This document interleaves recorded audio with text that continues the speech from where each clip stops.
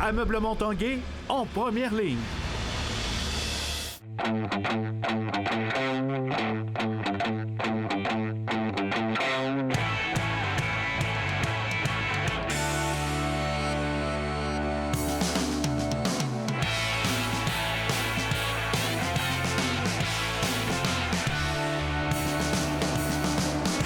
Bon mardi à tous, bienvenue à l'Esprit sportif. Dans l'émission aujourd'hui, on vous présente les coulisses et l'ambiance lors d'un match des Capitals au Stade Canac. Mais d'abord, on parle de hockey. Même en plein été, les jeunes hockeyeurs se préparent en vue de leur prochaine saison, tant sur la glace que hors glace. Et aujourd'hui, l'Esprit sportif est allé faire un tour au Centre d'excellence hockey à Québec, qui existe depuis 10 ans et qui développe nos joueurs année après année.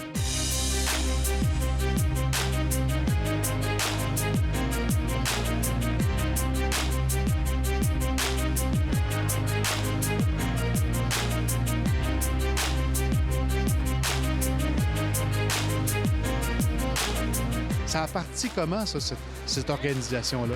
Ça a parti, en fait, d'un beau projet que moi, dans le fond, je suis enseignant d'éducation physique de formation.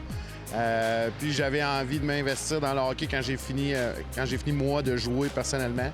De bâtir quelque chose pour les jeunes, mais aussi qui était dans l'idée d'avoir des plus jeunes qui allaient poursuivre d'année en année avec moi. Puis d'avoir un petit peu une communauté, une genre de petite famille là, ensemble. Le Centre d'excellence, moi, je pense que le mot famille, ça représente bien. Puis c'est parti de là, qu'on a lancé nos premiers programmes là, il y a une dizaine d'années. Je fais mon freinage. Oh, je suis debout. Les jambes sont pas fléchies. On fait des tout petits. On fait des 3 ans. On a à peu près 153 ans qui vont commencer avec nous en septembre.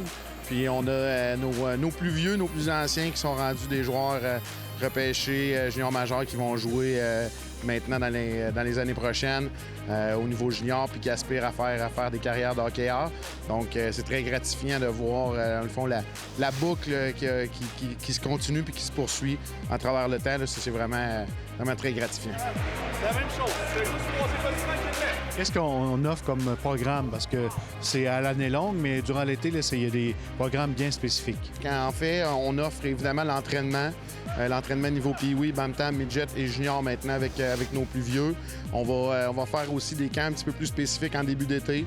Donc, ce qu'on veut, c'est aller travailler sur des choses qui vont vraiment améliorer dans un esprit rapproché le jeune. Donc, skating, skills, shooting aussi, des combats 1 contre 1, un petit peu de game sense qu'on a lancé cette année.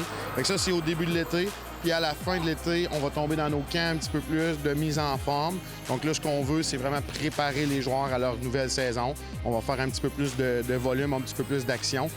Dans 2 semaines, entre autres, on a un camp avec un ancien coach de shooting du Canadien, Tim Turk, qui vient nous voir. Ça fait 2 ans qu'on l'invite.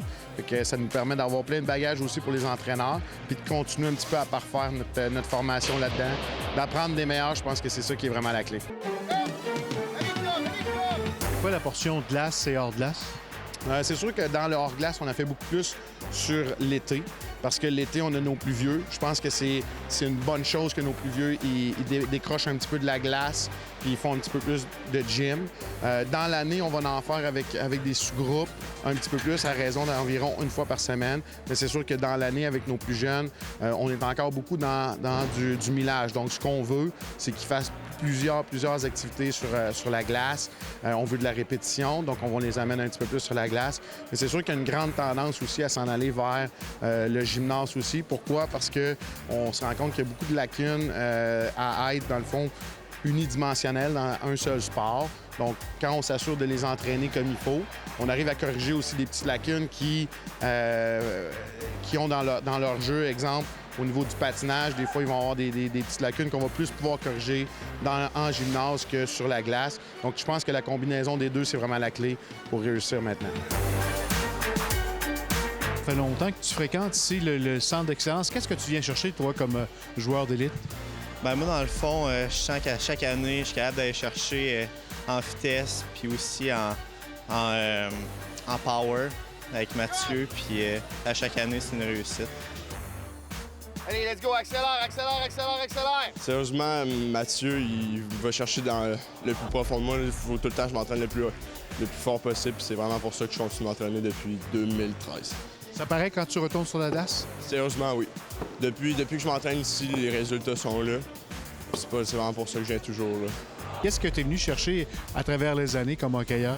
C'est sûr, me développer en tant que joueur de hockey le plus possible, mais aussi les aptitudes hors glace. Être le mieux préparé possible pour le camp que je vais faire en fin d'été. Les petits gars qui vont réussir sont des petits gars qui sont passionnés. Il y a des petits gars qui viennent ici 6 fois par semaine, puis ils ont encore le sourire, ils ont encore le goût de le faire. Puis moi, je pense que ça passe par là. Après ça, c'est de donner les outils aux jeunes pour qu'ils atteignent leur plein potentiel. Si leur plein potentiel, c'est la Ligue nationale, il y en aura sûrement un jour qui va provenir du Centre Excellence, puis on va en être bien fiers. Si leur plein potentiel, c'est d'atteindre la Ligue nationale, super. Puis si c'est de jouer dans d'autres niveaux, tant aussi longtemps qu'ils ont du plaisir, je pense que c'est ce qui est important.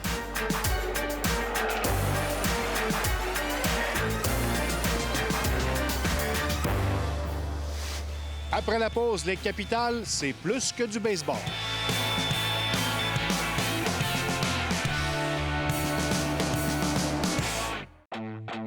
L'Esprit sportif souligne l'excellence du Rouge et Or football.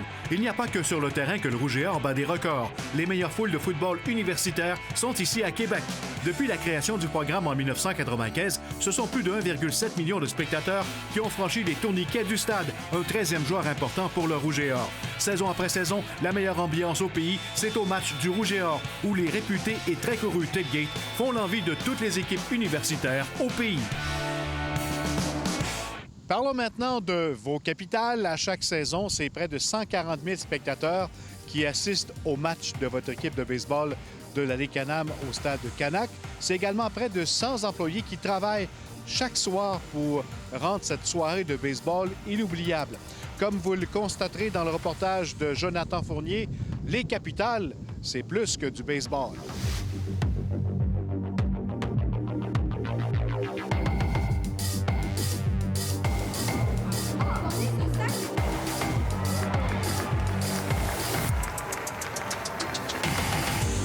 Pour toutes sortes de raisons, toutes sortes de bonnes raisons, les foules ont augmenté dans les 10 dernières années. Donc, l'achalandage augmente puis tout ça. Et on nous disait souvent, surtout là, quand on parle de 2012, 2013, 2014, ouais, mais on gagne des championnats, les gens viennent. Et on n'a pas gagné de championnat pendant 2-3 ans. Et les foules ont continué d'augmenter. Et ça, ce que ça nous dit, puis on le voit par les sondages, c'est que de plus en plus, les gens qui n'aiment pas nécessairement le baseball, mais qui veulent avoir un happening, de quoi de le fun, ils viennent ici. On le vit particulièrement en série, quand c'est plein, c'est bruyant, c'est très intimidant pour l'autre équipe. On entend souvent parler de leur part et tout ça. Fait que c'est cliché à dire peut-être, là, mais c'est le 10e joueur dans ce cas-ci. Il nous pousse, ça nous motive les journées un peu plus tough. Parce que il ne faut pas oublier qu'au baseball, c'est 100 games, c'est 110 games avec les séries. C'est épuisant par jour, en jouant tous les jours. Donc, c'est le genre de choses qui nous amènent de l'énergie qui est très, très important pour nous. Juste un début de saison comme on a eu cette année, c'est à peu près 23 matchs en 33 jours. Donc, c'est des longues heures dès le début le matin qui se terminent très tard. Donc, c'est important avec toutes les heures qui sont mises ici qu'avec les gens, on retrouve cette énergie-là. Plusieurs choses à planifier là, avant que le match débute. Là, vous avez une espèce de menu. Oui, exactement. Nous autres, on appelle ça un promo script. En fait, tout est déjà prévu. On le sait. Qui va être nommé, quel discours, tous les partenaires. J'ai 4 filles aux promotions. J'ai un capi, j'ai une animatrice. Les 4 doivent savoir quoi faire exactement à quel moment, que j'ai besoin d'eux. Faut que ça roule. La première personne qui vient me rejoindre ici dans la section TELUS. À animer la foule, à faire leur expliquer nos promotions, qu'est-ce qui se passe, les faire participer à nos jeux.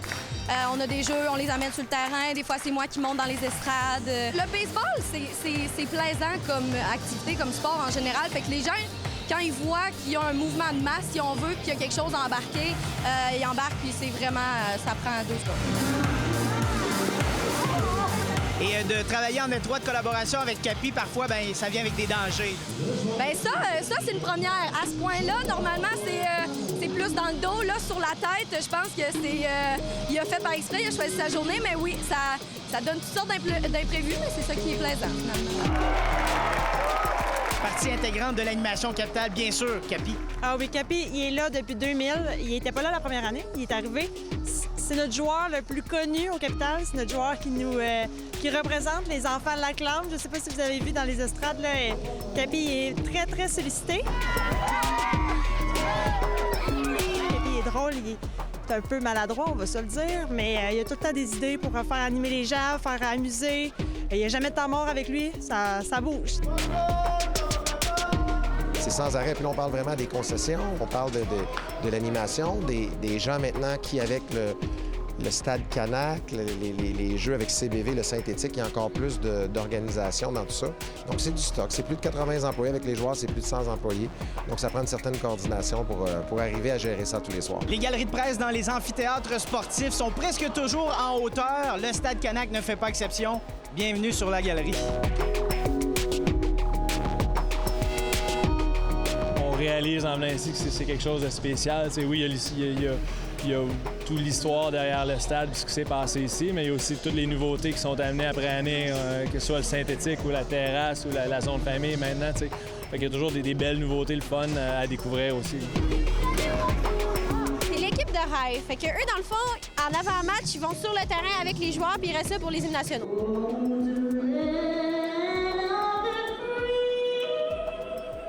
C'est une belle expérience qu'ils vivent. Puis on prend pas mal tous les âges, là, entre 4 et 12 ans.